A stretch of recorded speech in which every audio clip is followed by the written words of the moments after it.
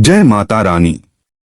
दोस्तों, आपके अपने चैनल भजन कहानी में आपका बहुत बहुत स्वागत है। सफला एकादशी की आप सबको बहुत सारी शुभकामनाएं। यह एकादशी अपने नाम के अनुसार ही मनुष्य जीवन को सफलता प्रदान करती है। इस एकादशी पर भगवान श्री हरि की विशेष पूजा अर्चना करके, उपवास का पालन करके, अधिक से अधिक उनके दिव्य नामों का जप करके मनुष्य अपने मनुष्य जीवन को सफल बना सकता है।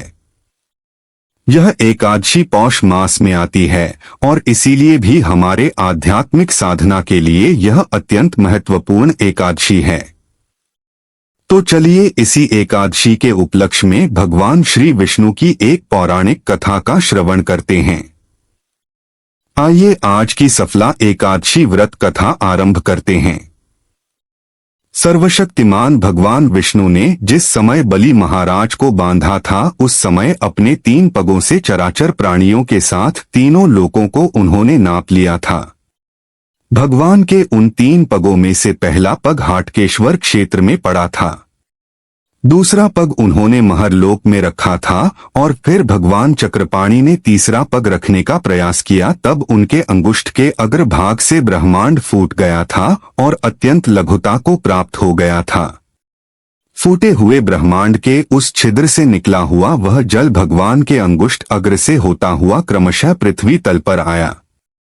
चंद्रमा के समान उज्ज्वल जल से विभूषित उस तीर्थ को इस संपूर्ण जगत में विष्णुपदी गंगा के नाम से जाना जाता है। इस प्रकार उस क्षेत्र में जब भगवान विष्णु का चरण प्राप्त हुआ, तब प्राणियों के सभी पापों का नाश करने वाली विष्णुपदी नामक एक नदी प्रकट हुई थी।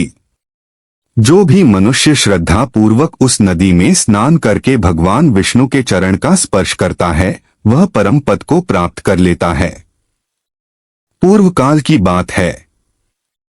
चमत्कार पूर्व में उत्तम व्रत का पालन करने वाले चंद शर्मा नामक एक विख्यात ब्राह्मण हो गए थे।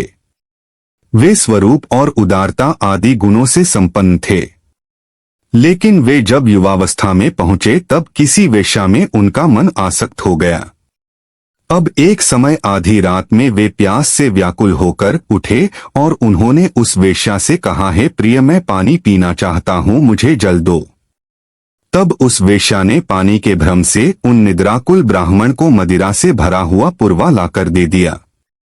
अब मुख में मदिरा जाते ही ब्राह्मण अत्यंत क्रोधित हो गए और उस वेश्या को बार बार धिक्कारते। पुत्र वत्सला पिता और उनकी माता ने स्वयं शरीर त्याग देने का निर्णय किया और यह सोचकर प्रसन्नता पूर्वक अपना सब कुछ ब्राह्मणों को दान कर दिया। फिर माता ने कहा, पुत्र, जब हम दोनों अग्नि में प्रवेश कर जाएं, उसके बाद तुम मरणांत प्रायश्चित करते रहना। ऐसा कहकर वे दंपत्ति प्रसन्नता पूर्वक मृत्यु के लिए अग्नि के पास गए। उनके साथ ही उनका पुत्र भी था। इतने में वेदों के पारंगत विद्वान शांडिल्य मुनि तीर्थ यात्रा करते हुए वहां पर आ पहुंचे। जब उन्होंने सारी बात सुनी तो उन्होंने वहां पर उपस्थित ब्राह्मणों को फटकारते हुए कहा, ओह, तुम सब लोग अत्यंत मूढ़ हो, क्योंकि तुम्हारे कारण सुगम प्रायश्चित के होते हुए भी आज यह 3 ब्राह्मण व्यर्थ ही मृत्यु को प्राप्त हो रहे हैं। कृच्छ और चांद्रयन आदि प्रायश्चित वहां दिए जाते हैं जहां श्री गंगा जी उपलब्ध नहीं होती। यहाँ तो साक्षात विष्णु पद गंगा विद्यमान है, उसी में यह स्नान कर लें तो भी पाप से शुद्ध हो जाएंगे। शांडिल्य मुनि का यह वचन सुनकर सभी ब्राह्मणों ने शांडिल्य मुनि को साधुवाद दिया और फिर उनसे कहा, है मुनि, आपका कथन सत्य है। इसके बाद वे सभी लोग ब्राह्मण को समझा बुझाकर विष्णुपति गंगा के तट पर ले गए। वहां ब्राह्मण ने जैसे ही मुख में गंगाजल डालकर कुल्ला किया, वैसे ही वह शुद्ध हो गया।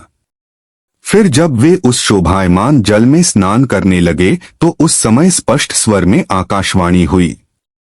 विष्णुपदी का संपर्क होने से और इसके जल में स्नान और आचमन करने से ब्राह्मण देवता शुद्ध हो गए हैं। अतः अब वे अपने घर लौट सकते हैं। यह सुनकर सभी लोग हर्ष प्रकट करने लगे और अपने अपने घर चले गए। भगवान श्री विष्णु की महिमा गाते हुए इस विष्णुपदी तीर्थ का महात्म बताते हुए सूत गोस्वामी कहते हैं, हे ब्राह्मणों, ऐसी प्रभावशाली विष्णुपदी गंगा इस क्षेत्र के पश्चिम सीमा पर विद्यमान है और वह सभी पापों का नाश करने वाली है। इस पवित्र नदी के तट पर जो स्नान करता है, पितरों का श्राद्ध कर्म करता है, एकादशी व्रत का पालन करता है और आचमन करता है और उसके साथ ही भगवान श्री विष्णु की पूजा अर्चना करता है, उसके पूर्व जन्म के और वर्तमान जन्म के समस्त पापों का नाश हो जाता है। जो प्यास से पीड़ित होकर बिना भक्ति के भी अगर उस तीर्थ के जल में प्रवेश कर लेता है तो वह भी पाप मुक्त हो जाता है। और इसीलिए इस पवित्र नदी के तट पर एकादशी, चांद्रयन व्रत और भगवान श्री हरि के निमित्त तपस्या करने का विशेष महत्व है। एकादशी आदि व्रतों का पालन करके ब्राह्मणों को दान देकर उन्हें भोजन करवाने के बाद अपना व्रत समाप्त करने पर मनुष्य को परम उच्च गति प्राप्त होती है। तो यह थी आज की सफला एकादशी के उपलक्ष्य में भगवान श्री विष्णु की महिमा गाती हुई यह सुंदर पौराणिक कथा। आशा है यह कथा आपको अच्छी लगी होगी, तो इस चैनल को सब्सक्राइब करके जाइएगा।